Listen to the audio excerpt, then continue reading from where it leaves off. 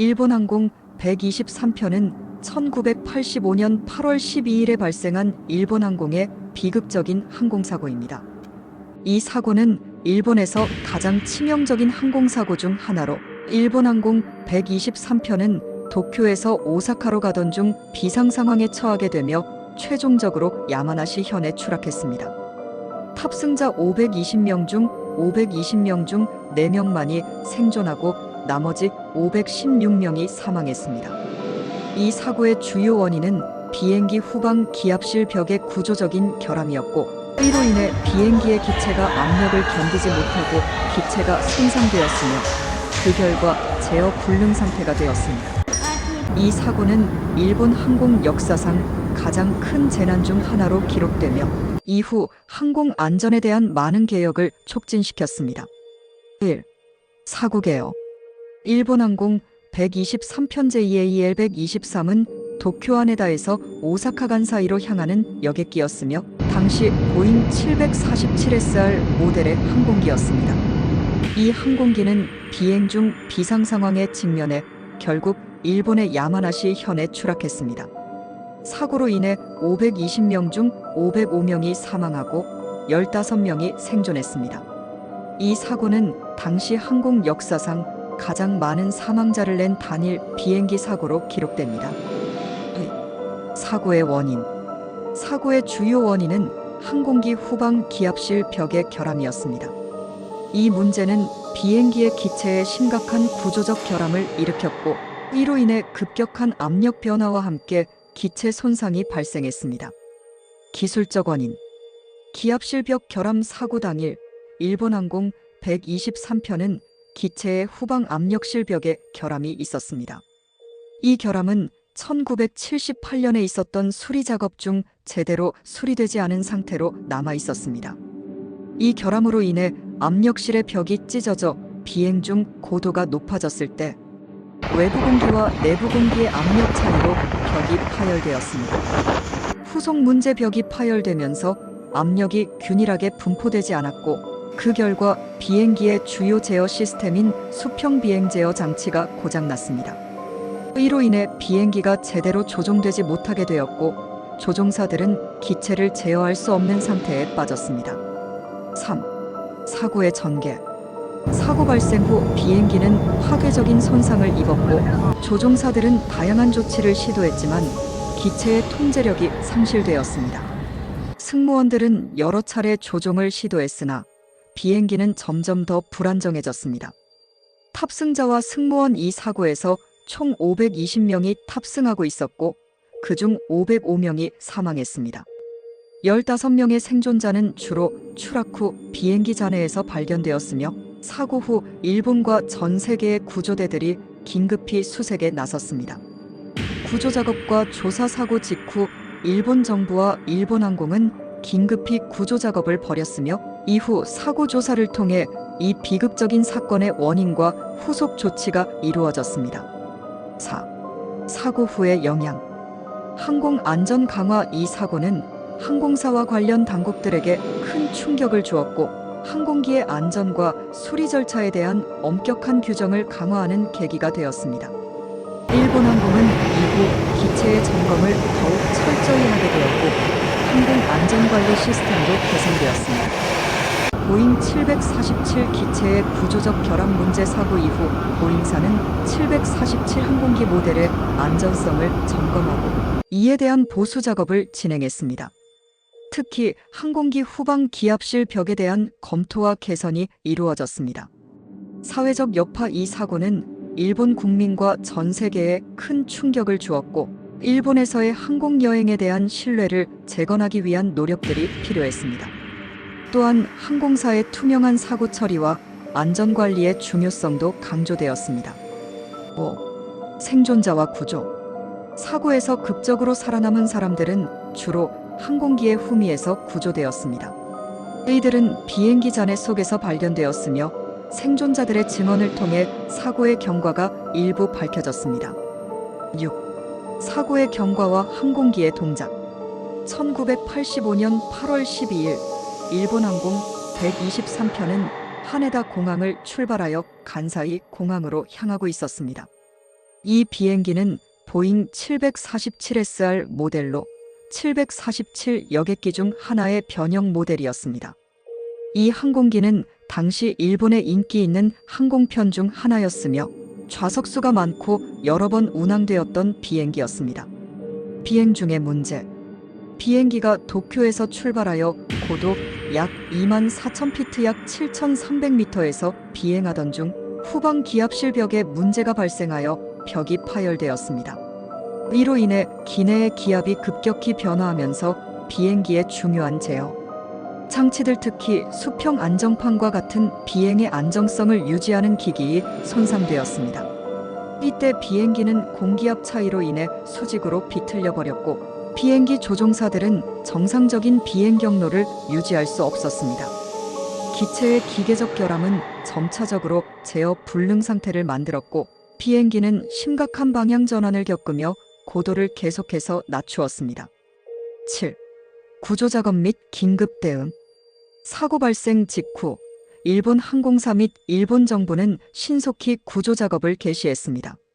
사고 직후 10분 안에 구조대가 사고 현장에 도착했지만 비행기의 잔해가 넓은 지역에 흩어져 있었기 때문에 구조작업은 상당히 어려웠습니다.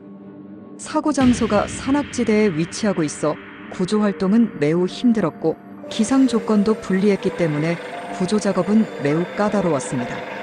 그럼에도 불구하고 구조대는 몇몇 생존자를 발견했고 이들의 증언을 통해 사고의 원인에 대해 더 많은 정보가 제공되었습니다. 8. 사고 후 조사 및 발견. 사고 후 일본의 항공안전조사팀은 비행기의 블랙박스 항공기, 음성 기록 장치와 데이터 기록 장치를 복원하여 사고 원인 분석을 시작했습니다. 조사를 통해 밝혀진 핵심적인 사실은 기체 후방 기압실 벽의 결함으로 이 결함은 과거의 수리 과정에서 발생한 문제였습니다.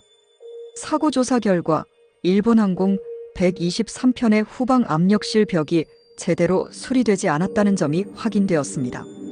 해당 부위의 파열로 인해 비행기의 주요 제어 시스템이 모두 마비되었고 이는 비행기가 불안정해지면서 제어를 상실한 원인으로 작용했습니다. 피해자와 유가족. 일본 항공 123편 사고는 피해자와 그 가족들에게 극심한 고통을 안겼습니다. 505명이 사망한 이 사고에서는 유가족들의 삶도 완전히 달라졌습니다.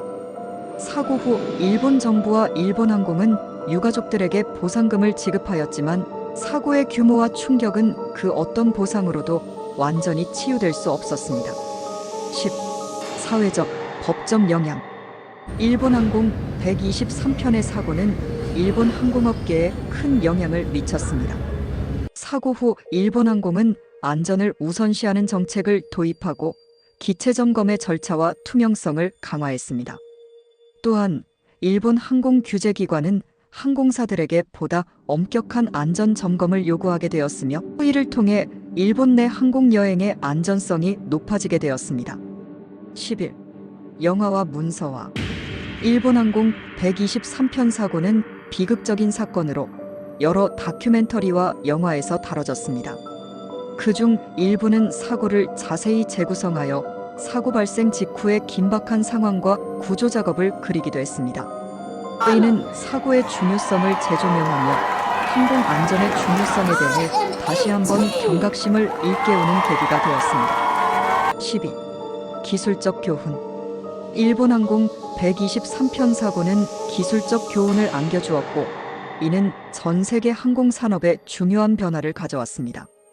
특히 항공기의 수리와 관리 절차가 중요하다는 사실을 깨닫게 되었으며 사고의 원인 분석을 통해 구조적 결함에 대한 새로운 접근 방식이 필요하다는 점이 강조되었습니다. 13. 사고의 발생지와 잔해의 발견. 사고는 일본 야마나시 현해 산악 지역에 발생했습니다. 비행기가 추락한 지점은 일본의 유명한 후지산 근처로 사고 후 첫 번째 구조대가 도착할 때까지 많은 시간이 소요되었습니다. 이 지역은 험준한 지형과 기후 특성 때문에 구조 작업에 큰 어려움이 있었으며 또한 사고 현장에 대한 접근이 제한적이었습니다. 14. 항공기 수리 및 관리의 부실. 사고의 원인이 된 기체의 결함은 항공기 후방 기압실 벽의 구조적 결함이었습니다. 이 문제는 1978년 7년 전 해당 부위를 수리하는 과정에서 발생한 것입니다. 수리 후 이 결함은 제대로 점검되지 않았고 항공기 운항을 계속했으며 결국 비행 중 기체 파손으로 이어졌습니다. 15. 기술적, 인간적 요인의 복합적 결과. 일본항공 123편 사고는 단순히 기술적 결함만으로 설명될 수 없었습니다. 사고 발생 후 비행기의 제어 시스템이 마비되었을 때 조종사들은 여러 차례 비행기를 안정시키기 위해 노력했으나 기계적인 문제로 인해 실패했습니다. 이 사고는 조종사들에게도 큰 충격을 안겨주었고 이후 항공사와 항공 승무원들의 훈련에 중요한 교훈을 주었습니다. 16. 사회적, 심리적 영향. 일본항공 123편 사고는 일본 사회에 엄청난 심리적 충격을 주었으며 일본 국민들은 이 사고로 인해 큰 슬픔과 충격을 겪었습니다. 사고 당시 승객들의 신원을 확인하는 일이 매우 어려웠고 생존자들의 증언 또한 충격적이었습니다. 특히 사고 후 몇 달간 유가족들은 사고 원인에 대한 끊임없는 의문과 비통함을 견뎌야 했습니다. 17. 법적 책임과 후속 조치. 사고 후 일본항공은 사고에 대한 법적 책임을 인정하고 피해자들과 유가족들에게 보상금을 지급하는 한편 사고에 대한 철저한 조사와 수습을 진행했습니다. 그러나 사고를 일으킨 기체의 구조적 결함과 관련해 법적 책임을 분명히 하는 과정은 쉽지 않았습니다. 일본항공은 항공사의 안전관리와 수리 절차에서 발생한 오류를 인정하고 이와 관련된 모든 법적, 사회적 책임을 감당했습니다. 18. 기념 및 추모. 일본항공 123편 사고는 사고 발생 이후에도 그 희생자들을 추모하기 위한 많은 행사와 기념식이 진행되었습니다. 피해자들을 기리기 위한 추모비가 세워졌으며 사고 현장 주변에는 생존자들과 유가족들이 꾸준히 찾아와 사고의 비극을 되새겼습니다. 또한 일본항공은 사고의 희생자들을 위한 기념 사업을 진행하며 그들의 기억을 잊지 않기 위해 노력했습니다. 19. 교훈과 안전 문화의 진화. 일본항공 123편 사고는 항공산업의 안전 문화를 크게 진화시켰습니다. 이 사고는 항공사들이 안전점검 절차를 보다 엄격히 준수하고 항공기 수리 및 관리 시스템을 보다 철저히 해야 한다는 경고를 주었습니다. 또한 사고 조사 후 일본항공은 항공기와 관련된 안전 절차를 전면적으로 개선했고 전 세계 항공사들에게도 기계적 결함을 사전에 예방하는 데 있어 더 큰 관심을 기울여야 한다는 중요한 메시지를 전달했습니다.